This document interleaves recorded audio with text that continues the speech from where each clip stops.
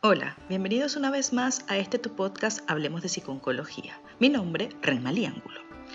Plantas, vitaminas, minerales, probióticos, medicina ayurvédica, medicina tradicional china, homeopatía, naturopatía, tai chi, qigong, acupuntura, quiropráctica, osteopatía, masajes, oraciones, dietas especiales. Son algunos nombres de pseudoterapias que en la actualidad están en boca de muchas personas, sin tener en cuenta muchas veces el impacto que este tipo de práctica en sustitución o complementación a la medicina tradicional puede tener en la salud de quienes la practican.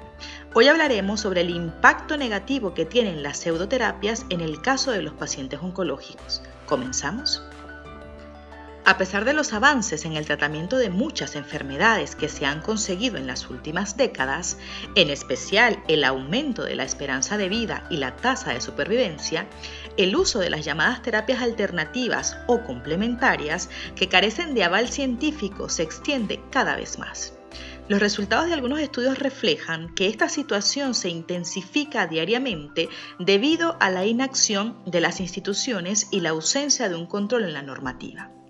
Cuando hablamos de pseudoterapias o terapias alternativas, nos referimos a prácticas que no tienen ningún valor terapéutico y que no forman parte del cuerpo de conocimiento médico o científico. Algunas de estas prometen curaciones milagrosas y se han llevado la vida de muchos pacientes por seguirlas. A pesar de la confianza generalizada en la medicina convencional y del elevado grado de satisfacción con los profesionales del sistema sanitario, existe entre la población cierta confusión sobre lo que es medicina basada en el conocimiento y la evidencia científica y lo que no lo es. De hecho, todavía son muchas las personas que creen que algunos tratamientos son efectivos a pesar de no estar avalados por las evidencias científicas disponibles. Esto se debe a que muchas veces una sociedad inculta es una sociedad fácil de engañar y por tanto víctima propiciatoria de estafadores o de iluminados que realmente creen en lo que están vendiendo, aunque no sirva para nada. Dentro del variado mundo de la medicina alternativa, sin duda lo más peligroso son los que centran su mensaje en enfermedades graves. La mayoría de las pseudoterapias, como la acupuntura o la homeopatía, se centran en enfermedades leves o en no enfermedades que se van a ir igual con medicina o sin ella, con lo que tu salud la mayoría de las veces no corre ningún peligro, solo tu bolsillo, ya que te han vendido algo publicitando unas propiedades que realmente no tienen. El problema son los que alegan tener soluciones para enfermedades graves como el cáncer, el SIDA o incluso el ébola. El caso más famoso es el de Steve Jobs, que decidió tratarse un tumor de páncreas operable con zumo de frutas, con el resultado conocido por todos. El problema es que hay miles de casos anónimos que se producen cada año. Muchas personas consideran que el uso de las terapias alternativas no tiene efectos negativos, pero más allá del evidente daño económico que acarrea el comprar terapias ineficaces, que además suelen ser más costosas que la medicina real, esta supuesta inocuidad no es cierta. Muchos estudios muestran el impacto que este tipo de alternativas tienen en el tratamiento de las enfermedades y en la supervivencia de los pacientes. En un estudio publicado en la revista Internación de Prácticas Clínicas se reportó que en 1.159 casos de pacientes que habían utilizado homeopatía para el tratamiento de sus dolencias se encontraron que en la mayoría de los casos se generaron efectos graves y 4 de ellos acabaron en muerte. Si hablamos de casos concretos, podríamos mencionar el caso de Albert López Ortega, jugador de balonmano en España, quien rechazó la quimioterapia por dietas y medicina natural, o la muerte de mujeres con cáncer de mama que deciden retrasar su tratamiento oncológico a causa de la homeopatía o las recomendaciones de un médico naturópata, y que acaban con enfermedades avanzadas de difícil tratamiento o en muchos casos en la muerte por una enfermedad tratable. El joven oncólogo estadounidense Skyler Johnson enumera algunos de los pseudotratamientos sin ninguna prueba científica de su eficacia a los que se encomiendan muchos pacientes de cáncer. Es la mal llamada medicina alternativa. Johnson, de la Universidad de Yale en Estados Unidos, acaba de poner cifra al daño que hacen estas pseudoterapias. Su equipo ha comparado los casos de 281 personas con cáncer que optaron por pseudotratamientos y la historia de 560 pacientes que sí confiaban en las armas de la medicina real: quimioterapia, radioterapia, cirugía y terapia hormonal.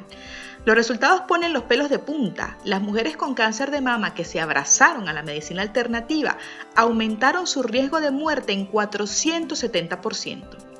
Los pacientes de cáncer colorectal compraron 360% más papeletas para morir al creer a ciegas en las prácticas de pseudomédicas, y los de cáncer de pulmón con peor pronóstico en general un 150%. Es cierto que un diagnóstico de cáncer te cambia la vida. Por desgracia, hay muchísima desinformación sobre el cáncer y sobre sus tratamientos demostrados. Es importante que los oncólogos inviertan tiempo en hablar con sus pacientes sobre sus creencias particulares. Los pacientes interesados en las medicinas alternativas deberían ser advertidos del riesgo de muerte asociado a esta decisión. Además de estos casos, merecen una atención especial las personas que siguen la bioneuroemoción, la biodescodificación, la dianética o la nueva medicina germánica, todas pseudoterapias de carácter sectario que alienan a los pacientes separándolos de su familia y amigos, y de las que hablaremos con más detalle en nuestros próximos podcasts, por estar especialmente vinculadas al aspecto psicológico y mental de las enfermedades. El argumento de la inocuidad y seguridad de las terapias alternativas queda en entredicho a la luz de casos, informes y estudios que durante décadas se han presentado. Según diferentes análisis, existen 3 vías fundamentales de daño físico a pacientes por pseudoterapia y 2 vías adicionales que no afectan a manera directa a la salud. En cuanto al daño físico e incluso el fallecimiento, este puede producirse por un abandono de tratamientos, por un retraso en el tratamiento y las consecuentes pérdidas de oportunidades terapéuticas, o por daños directos ocasionados a los pacientes por los efectos adversos de estas pseudoterapias o por su interacción con la terapia farmacológica que estén recibiendo. En cuanto a los otros 2, se trata del engaño económico y la creación de falsas esperanzas, máxime teniendo en cuenta que muchos enfermos se encuentran en situaciones de elevada tensión mental ante la difícil situación que crean las enfermedades con mucho sufrimiento psicológico, como el cáncer, el SIDA, el autismo, la esclerosis múltiple, la esclerosis lateral amiotrófica y así un largo etcétera. Uno de los problemas para abordar la cuestión del daño que causan la pseudoterapia es la escasa información bibliográfica existente. Esto ocurre por varios factores. En primer lugar, hay una percepción social de que estas prácticas son inocuas, como hemos mencionado. Y en segundo lugar, porque la mayoría de los estudios se han centrado en buscar la efectividad y al no encontrarla, no han pasado a la fase de estudio de los efectos adversos. Es decir, ¿para qué estudiar los efectos secundarios de algo que no sirve? No tendría mucho sentido. Sin embargo, son terapias que se siguen utilizando bajo el desconocimiento muchas veces de estos efectos tan perjudiciales para la salud. Si nos referimos específicamente al paciente con cáncer, hay estudios que demuestran que el 31.4% de los pacientes oncológicos hacen uso de terapias alternativas, aunque esta tasa varía considerablemente según el país. Esto supone un problema porque los enfermos de cáncer que usan estas pseudoterapias tienden a retrasar más la iniciación de los tratamientos médicos como la quimioterapia, y el cáncer se caracteriza por ser más agresivo y mortal cuando se encuentra en estadios avanzados. Por ejemplo, hoy en día el cáncer de mama es una enfermedad curable en muchos casos. La tasa de supervivencia a 5 años, si el tumor se encuentra en estadio 0 o 1, es casi del 100%, pero se reduce al 22% si se encuentra en el estadio 4. Sabiendo estos datos, no es de extrañar un estudio que en el año 2003 compara la tasa de mortalidad en pacientes que usan medicina alternativa con las que no. Estos concluyeron que los enfermos oncológicos que usan pseudoterapias incrementan su posibilidad de morir en un 14%. No obstante, el estudio es del año 2003, por lo tanto, las expectativas de vida de los pacientes que no usan pseudoterapia han mejorado gracias a los avances en las últimas décadas. A pesar de que hay que tomar estos porcentajes con cautela, si intentamos extrapolar los datos, estaríamos hablando de que habría un 14% más de fallecidos entre los creyentes de la pseudoterapia. Una de las posibles causas apuntadas por los investigadores sería por la pérdida de oportunidades terapéuticas, ya que muchos usuarios de pseudoterapia lo son antes de tener cáncer y por ello podrían retrasar sus tratamientos, empeorando sus perspectivas de supervivencia.